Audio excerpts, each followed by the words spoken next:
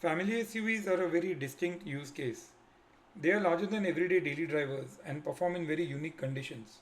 Be it driving large number of passengers on a day trip or be it carrying sports equipment and passengers to a game. With three rows, they also need to be comfortable at the back and need to provide for adequate heating and cooling to everybody. That's in addition to providing for adequate utilities and power electronics. We have compared the specs of the available three-row electric vehicles on this channel before.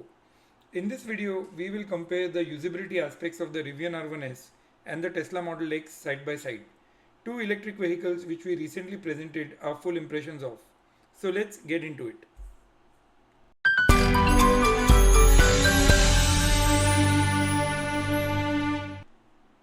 The Rivian R1S is a three-row option with the longer length and wheelbase of the two at 200.8 inches and 121.1 inches. That's against the 199.1 inches and 116.7 inches of the Model X. So that's an advantage on interior space straight away. But for the available length to translate into internal room, a car also needs suitably designed seats and other options, particularly the recline, foldable seats and adjustable height, etc. With three rows, the design of the row 2 is very important. Two bucket seats go hands down over the bench when it comes to accessing the rear, while compromising the one seat in the center. A trade-off that will suit users based on individual needs. Low height seats in the row 2 increase headroom but get uncomfortable for long drives, especially if the user has to bend the knees when seated. Besides, lower height row 2 seats also lose on some storage opportunity underneath. All said, the row 2 is the most important part of a three-row SUV, as besides carrying the critical capacity, it has a bearing on the entire design of the interiors. The R1S has a row 2 bench with large seats, while the Tesla Model X offers the option to configure 6 seats with the two bucket seats in row 2. I also find the Model X seats lighter and easier to handle, though not really comfortable in the bucket seat form with no armrests. Rivian offers the hanger on the rear of the driver's seat to hold stuff, even an iPad with suitable holders. But on the sheer room, the R1S easily outplays the Tesla Model X. The R1S seats are large in all options and their muscular shape does offer better comfort. In almost all three-row SUVs, the row 3 will be a compromise on room, less in some than others. For the most part, in most cars, it's presumed to be used by kids, and relatively speaking, when in use, it will leave little as rear space. The R1S though does appear to offer the better third row. On the whole, the Rivian R1S beats the Model X on room and space, with the overall shape, functions and utilities of the Model X and its doors not helping with things like the roof rack. The R1S is obviously bulkier to drive in comparison to the Tesla Model X. The amazing navigation system in the Tesla makes it the perfect option to drive for anybody. With its seamless integrations, anyone can simply step in and drive away. The R1S, though is fast improving its navigation, is clearly far away from catching up with the Tesla. The A Better Outplanner tie-up was supposed to be improving the navigation, but I have not seen or heard of any update on that. Rivian's driver assistance software, which too is improving fast, is still working its way up.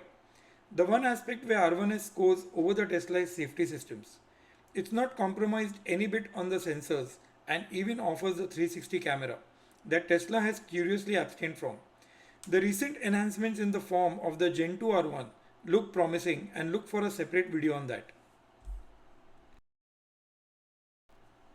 The storage has two aspects. First is the storage on the outside or the published cargo carrying capacity, broadly the front trunk, the rear cargo, etc. And then the interior storage options like the cubbies, the drawers, etc. Let's start with the interiors. The R1S has very smartly left open space around the center console. Nothing beats open room when it comes to comfort and choice. The downside here is that the things stored here can go flying when on the move. The doors have that useful storage in the form of door pockets as expected in all the cars. The R1S does not have a glove box, but it makes up for that somewhat with a cubby under the passenger seat in the row 1. The row 2 gets the cubbies in the rear of the driver's seat. The center console gets a very useful yet relatively small storage under the armrest with a clamshell style split open design. The armrests in the row 3 bring their own storage beneath. The center console has two pop-out cup holders for the driver and the front passenger. The row 2 center armrest has two cup holders, while in the row 3 each passenger has their own armrest with a cup holder. In comparison to the R1S, the storage in the Model X is of a starkly different variety. The row 2 in the Model X feels naturally roomy when the doors are open.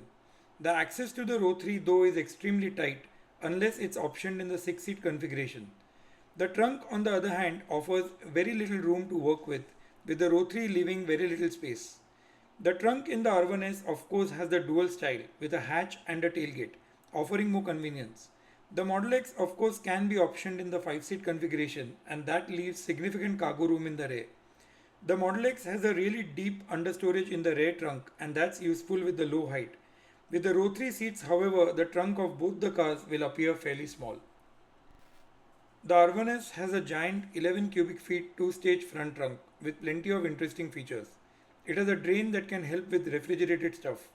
The Model X on the other hand offers a plain and simple 6.5 cubic feet front trunk with no features as such. It's certainly nowhere as deep as the front trunk in the R1S. The Model X does offer a glove box however along with the standard door pockets. These are the things users may well like to consider when making their choice. You can view the details in our video on the full impressions of the Rivian R1S and the Tesla Model X, the links to which are in the description. The Model X easily has the better HVAC. It has heated seats in every seat position and an overall better thermal system. Even with its giant windscreen, you will be amazed how it has far less heat coming through in the front area in comparison to the R1S. Ultimately, the Model X also gets all the benefits of staying within the Tesla ecosystem. The smarter charging, the supercharger network, the native NACS port, and all things EV that Tesla does so well.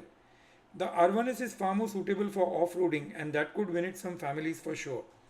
Rivians do struggle with their DC charging and that could be an issue with really long road trips. It signed up for the NACS but that's only getting started natively with the R2 as we know on date. The adapters provided currently are not a long-term solution in my opinion. For a long time, EV buyers were forced to make some pretty weird comparisons to make their choice. That was because of the limited options available. Comparing the Audi e-tron to the Tesla Model Y or the Tesla Model 3 with the Chevy Bolt. At last, we now have alternatives that compare straight up for specific use cases. Beyond specs, what's ultimately important is understanding use cases. And so in this video, we have attempted to declutter some interesting choices in the form of these two 3-row SUVs. It's important to remember that cars mean different to different people. Users will have different needs and applications for these cars, and in the end will need to weigh their own priorities. We have simply presented a quick overview of these two cars and their distinction with each other, trying to keep it as simple and short. We simply hope that this video helps those trying to pick one of these for their own use. If you would like to see our impressions of the Gen 2 R1 from Rivian, click the link here or in the description. See you in the next one.